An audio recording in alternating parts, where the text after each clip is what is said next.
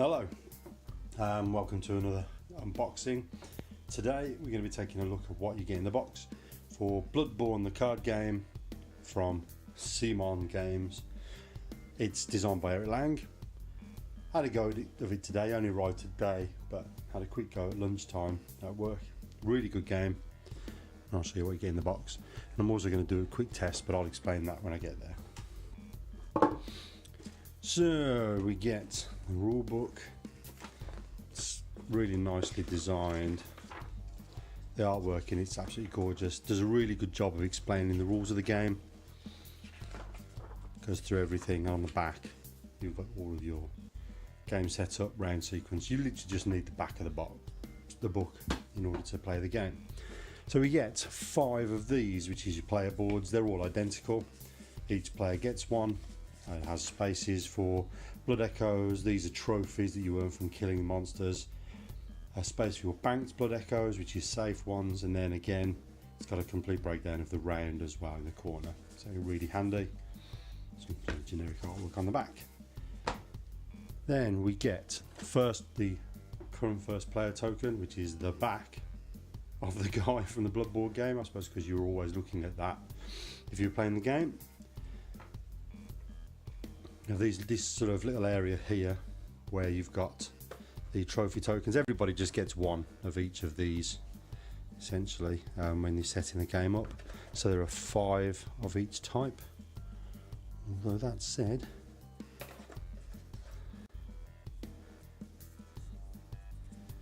I seem to be already missing a skull. That's not a good start, is it? I'm going to sort that out. Oh, there they are. Ha!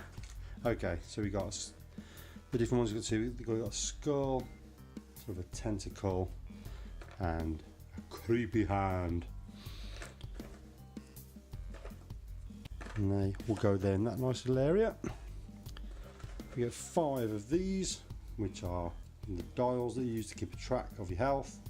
They go up to 8. There you go. When you're running out of health, you're dead. You get 3 dice, because the different monsters in the game will attack in different levels of severity. The green die being the one which is pretty rubbish. I think 2 is the highest amount of damage. Most of them are 0s on there.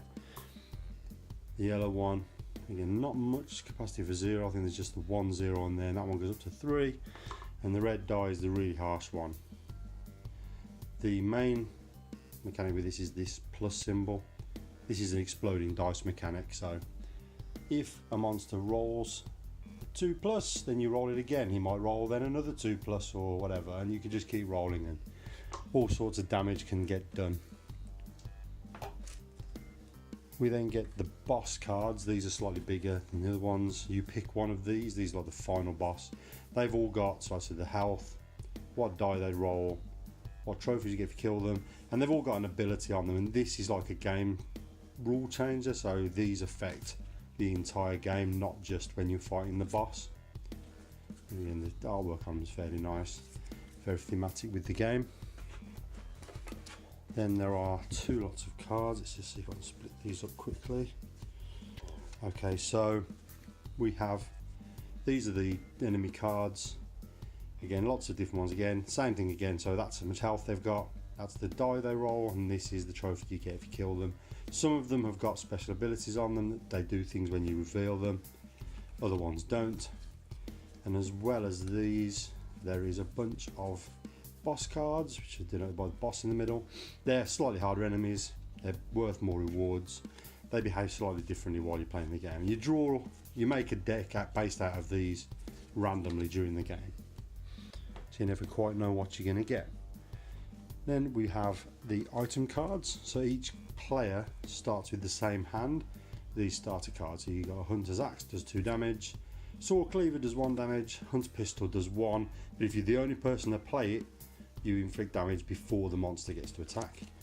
The Transform card that allows you to look at everyone else's card before you decide what to play, but then you have to play a weapon. And the Hunter's Dream, which is the card used to heal up, bank all your blood, that sort of stuff.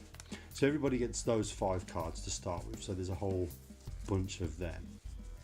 And then on top of that, we have this stack of cards which are upgrades, and these again are sort of weapons that you can find. Whenever you return to the Hunter's Dream, you get to draw one of these cards. You've got a hand limit of 7, so when you've got 7 cards you have to discard a card in order to take one of these, but they are really good.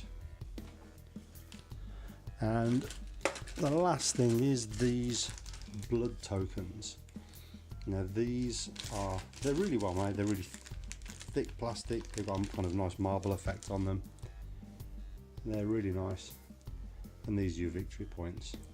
Small ones are worth 1 victory point, and the big ones are to denote 5s. So there you go, and that's pretty much it. Now the other thing that I want to do is, obviously when I was getting this out I kind of realised that everything's got its space. So this guy fits in there perfectly, the 3 dice go in here, you have all the cards which will fit in there, and the boss cards on the top, and then the blood tokens obviously got to fill. Smaller ones in this section, the big ones in here. So I'm going to fill those up and give the box a quick flip test, see if you turn the box over, if they all fall out, because these look like these do fit pretty much perfectly into there, so they may hold them down. So I'll fill it up and we'll see how it goes.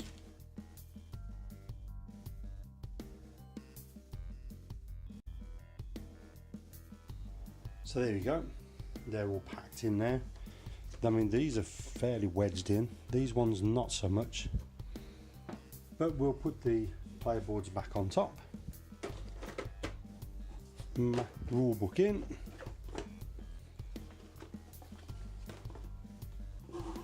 lid on, and then we'll see if this stands up. So you pick the box up, take it around, take it to your friend's house, turn it upside down, whatever, and you get around to your friend's house.